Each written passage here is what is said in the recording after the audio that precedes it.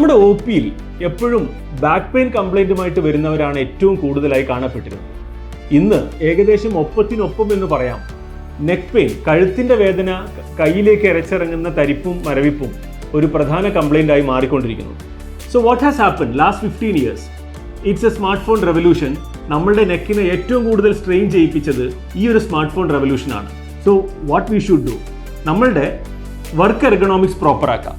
അതായത് സിസ്റ്റത്തിനെ നമ്മൾ യൂസ് ചെയ്യുമ്പോൾ കഴുത്തിന് ഏറ്റവും സ്ട്രെയിൻ കുറയുന്ന രീതിയിൽ സ്ട്രെയിറ്റ് ആക്കി നമ്മുടെ മോണിറ്ററിനെ പ്ലേസ് ചെയ്യുകയും ഫോൺ ഉപയോഗിക്കുമ്പോൾ ഒരുപാട് നെക്ക് ഫ്ലെക്ഷൻ പോസ്ചറിലേക്ക് കൊണ്ടുപോവാണ്ട് കഴുത്തിനെ ഒരു മിതമായ പൊസിഷനിൽ വെച്ചുകൊണ്ട് ഫോൺ ഉപയോഗം ഏറ്റവും മിനിമൈസ് ചെയ്യാനും ശ്രമിക്കുക. അതുപോലെ തന്നെ നിങ്ങൾ നിങ്ങളുടെ കഴുത്തിനെ സ്ട്രെങ്തൻ ചെയ്യാൻ വേണ്ടി എന്തൊക്കെ ചെയ്യുന്നു? പ്രാക്ടിക്കലി വളരെ മിനിമലാണ്. So I would definitely recommend നമ്മുടെ എല്ലാ വർക്കൗട്ടിൻ്റെയും കൂടെ നെക്ക് മസിൽ സ്ട്രെങ്തനിങ്. അത് സിമ്പിൾ എക്സസൈസ് ആണ്, anybody can do at home.